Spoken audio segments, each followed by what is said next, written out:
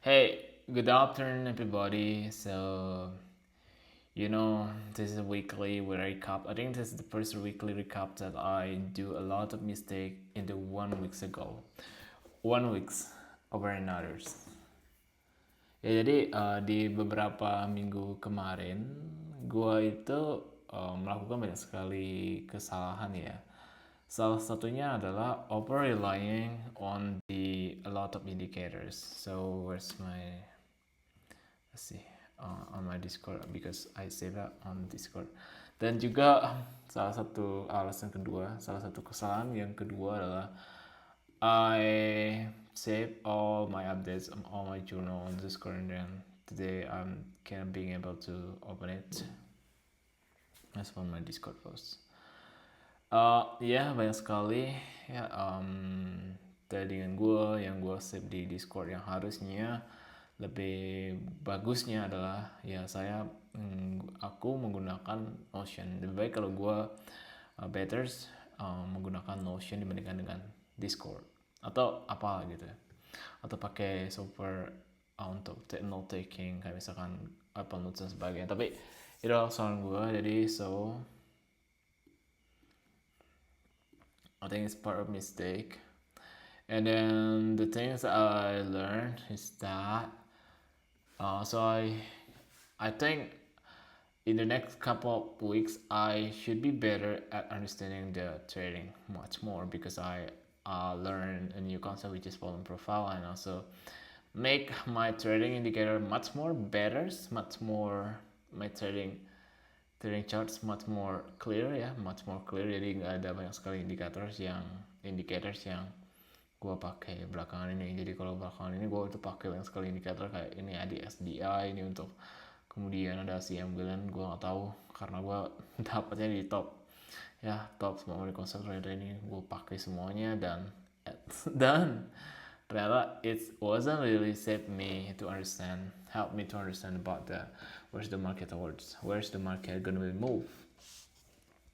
Ya, dan sekarang gue itu lebih gampang. Ya, misalkan di sini. I wanna entry over here. So, but I didn't know. Okay, I didn't know where's the market gonna up or down. So, let's see. Let's see over here. Let's see on the New York EMs. On the New York, anggaplah gue itu nggak tahu ini bakal ke atas ya.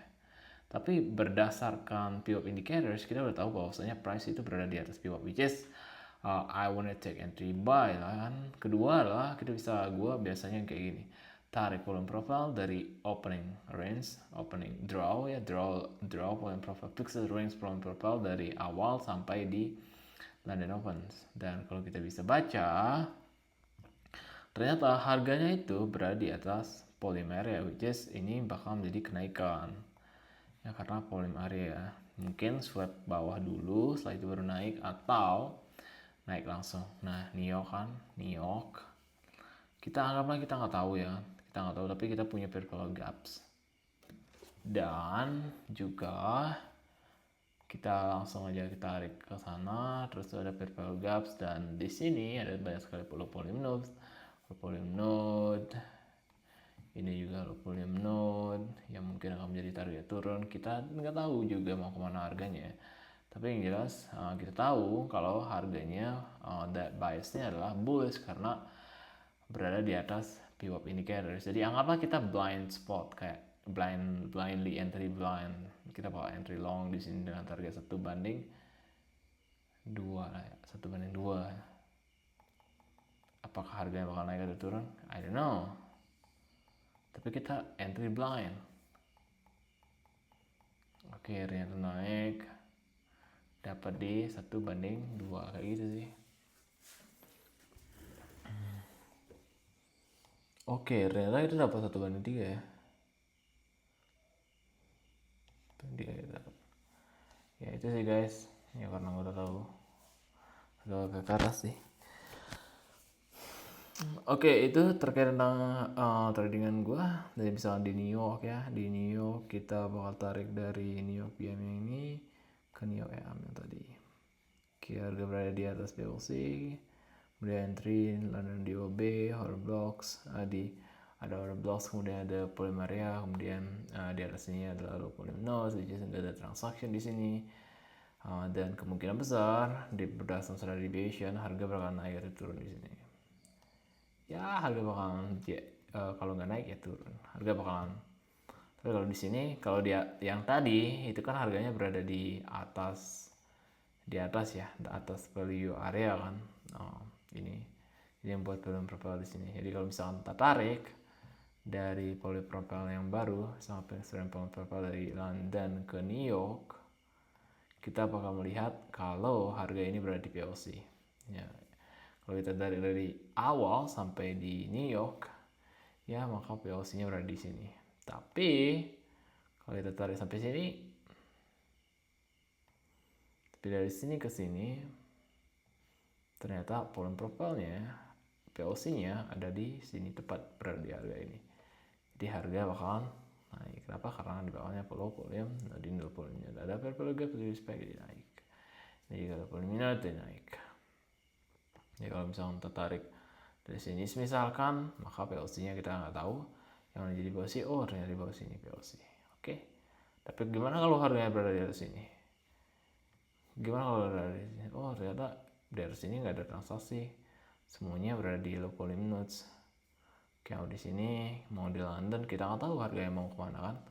Harga London per London ini ternyata harganya itu udah naik ke sini kesekian kalinya, dan harga berada di atas. Tapi yang buat point of control PBD models, P models ya, mungkin harganya bakal naik atau turun. Tapi karena ini berada di bawah volume area, maksudnya di ini kan volume area udah sweep, dan volume area lu di sweep, tapi nggak bisa naik nih. Nah karena ada POC, POC-nya di respect, jadi ini menjadi strong resistant. Kenapa strong resistant? Karena ada structure-nya ini buat penurunan. So when the price are making us at the London, jadi kalau misalnya break di volume area ya udah kita short. Targetnya POC yang tadi itu. Terus yang ini tadi, misalkan yang ini kita mau enter di New York ya. Kalau kita mau New York AM dan kita tarik dari volume area dari New York PM ya ke misalkan dari kita mau entry di London. Oke, kita mau entry London ini kita nggak tahu. Berdasar ini ya jelas harganya kan membuat kenaikan. Tapi karena ini berada di area volume area, ya kalau kita short, anggaplah kita mau short di sini, kita short karena harga berada di order blocks kan, udah belum take liquidity ya, belum liquidity sweep belum, tapi di atas ada volume node, tapi ya udah kita mau short, nggak bisa short karena harga kita beranggap bahwasanya ini tuh peg auction setup ya, fix auction setup, fail auction setup. Tapi kita kena break karena kena SL, terus kita entry long. Kenapa? Karena di break value area-nya. Kita entry long di sini anggap, habis close, entry, balik ke POC-nya. Maaf ini saya ngantuk ya. Oke, kita entry di sini. Oke, ini POC-nya, penuh control di sini, kita tet. Harga naik ternyata, dan kena 1/4 dengan SLD 550 pips dan TP di 200 pips. Gitu ya guys ya. Oke, ini ada order box, kita nggak tahu.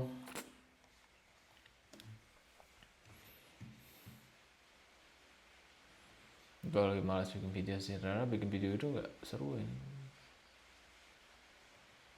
Bikin video tutorial gini buang lama ya. Dari mana? Oh salah. Dan ini hapus. Ya hapus juga. Oke, semisalkan kita mau entry di Asia, apa yang harus kita lakukan ya sama opening dari New York, misalnya dari New York sebelumnya. Dari sini kita mau tahu ini mau entry kemana. Oh ternyata harganya berada di bawah PWOP ya, buat development PLC, acceptance, kemudian balik ke Value area-nya kita entry short. Ya, atau entry short di sini juga tidak boleh. Kenapa tidak boleh? Karena ada order blocks dan di sini bisa kita lihat ada harga banyak sekali volume transaksi di sini yang which is kita bisa entry. Kalau di sini juga sama sih, ada banyak sekali transaksi di sini lumayan ya. PLC berarti mesti sweep ke atas dulu dan nyari PLC. Di PLC kita turun short. Gitu untuk Asia. Sama, misalnya kita mau entry di swing per swing ini. Ya udah kita tarik dari swing ini ke swing ini, kemudian swing ini. Kita mau entry di sini. Kita mau entry di sini. Kita mau entry buy betul. Oke. Anggaplah dari sini kita nggak tahu kalau misalkan harganya ini, oke, ini tuh low volume kan, low volume spec. Kita mau short di sini, ya tidak boleh. Kita boleh di PLC-nya. Kalau ini ya kalau harganya naik ya udah boleh, tapi ini kan harganya harga secara market structure kan sedang naik ya. Ini udah low volume node. Kapan itu menjadi continuation? Nah, itu pertanyaan yang menarik. Kapan itu akan menjadi continuation? Menurut gua ketika itu menjadi continuation adalah dari sini kita mau entry di sini. Oke, ini bakal jadi continuation nggak? Menurut gua iya, karena volume node ada shadow sweep breakout structures, ada vertical gaps balik ke low volume node, ya udah naik gitu. Tapi boleh nggak di sini kita short? Ya nggak boleh. Kenapa? Karena low volume node harga sedang dari segi market structure sedang naik. Jadi kalau bisa dari segi market structure kalau harganya sedang naik, yang kita cari kan antara fair value gaps atau setelah ambil likuiditas. Ambil likuiditas dari mana? Dari fair value gaps itu tadi, internal liquidity. Jadi internal liquidity diambil dari seller absorption. Kalau misalkan kita pakai cumulative volume data dan ini divergence, yang market structure yang buat sebuah lower low baru, ya swing low baru, tapi di cumulative volume delta-nya buat swing high yang baru, itu jadi kan divergence ya. Nah, kalau divergence biasanya kita lihat aja itu artinya seller absorption, buyer absorption. Jadi si seller apa ya? Nggak tahu, lupa namanya, jelas gitu. Nah, itu continuation-nya. Mana ya? Oke, kita mau entry di Asia. Dari New York PM ke Asia. Oke, mau entry Asia, apa yang harus kita lakukan di sini? Harga sedang turun. Membuat sebuah low volume node. Nggak ada transaksi harinya. Oke, low volume node. Kemudian, apakah kita bakal entry long? Iya. Di sini mungkin gue bakal entry long ya, tapi gue nggak tahu. Anggaplah kita nggak tahu harga ke atas ini. Tapi gue mau entry long. Targetnya mana? Targetnya ini. Kan? Value area. Atau enggak? Ya inilah. Tapi kan gagal ya. Oke, naik tapi gagal kan. Nggak bisa nembus volume lagi. Value area high-nya kan. Ya udah. Kita main research ketika membuat sebuah support.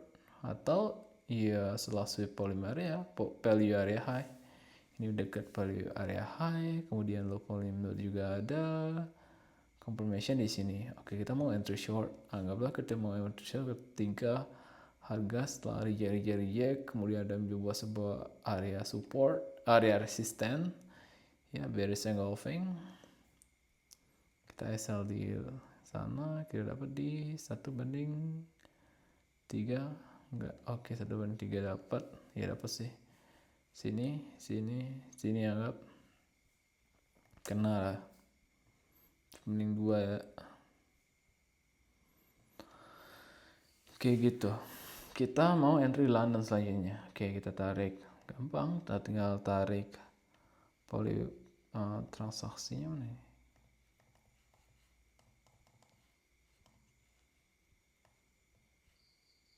Transaksinya kita mau entry di sini. Kita lihat mana value area, scenario deviation 70, sweep, bawah. Anggap kita mau entry short di sini. Kita entry short karena ya kita anggap ini sebagai continuation. Tidak. Kenapa? Ya lihat lagi 4 hour time frame seperti apa 4 hour time frame-nya. Apakah bullish atau bearish? Kalau misalnya bullish 4 hour time frame ya kalau misalnya kita entry short di sini ya gagal. Salah dong. Salah. Oke. Itulah kenapa market structure is number 1 ya. Market structure is number 1.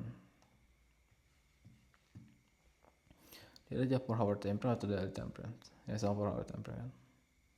Kita lihat. Oh, ternyata harga naik nih, Bang. Harga naik. Di sini ada demand zone atau ada blocks-nya.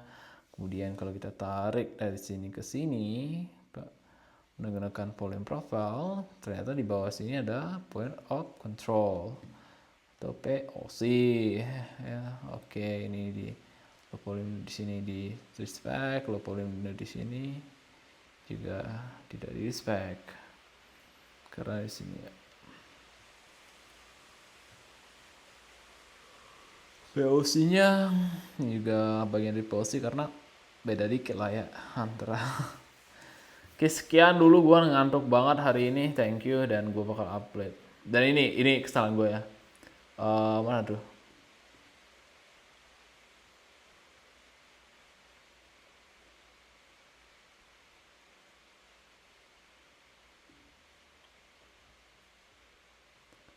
Oke, where's my ini. Jadi kesalahan gua adalah kalau kalian lihat di indikator. Ini 7 days ago. Jadi 7 hari, beberapa hari yang lalu gua menggunakan indikator seperti ini. Jadi ada volume, ada PO apa namanya? Super trend, kemudian di sini gua entry long, alasannya apa nggak tahu, nggak ada PO indicators, kemudian di sini gua makai juga stokastikan. Ya, gue lihat di sini juga ada apa namanya ini, gue lupa lah, inilah pokoknya banyak sekali warna-warni bikin gue pusing. Let's see now, clear, ada volume profile, market structure, skill zone, PWAP, udah gitu aja, nggak ada yang lain. Oke, gue kayaknya gue nggak bakal nyari strategi lagi ya, apa gue bodo amat mau ada yang pakai. Yang jelas kalau misalkan gue punya uang pasti ada uang lebih ya, gue bakalan beli akses ke data level 2 ya, yakni data yang bisa gue akses sebagai order flow-nya karyanya Arya Cimi itu yang deep chart sama deep chart tuh ya. Fabio Plandini main di futures ya, main di futures, tapi futures gold, XAU still di gold market. Pertanyaan lah, apakah setiap apa namanya ya, kalau misalnya gue buy di sini ya bagus dong, bagus banget dong, berapa persen naik. Tapi apakah hal-hal seperti ini bisa diulang? Tidak. Ya oke, sekian dulu dari gue, thank you. Apakah bisa diulang? Iya bisa sih, bisa.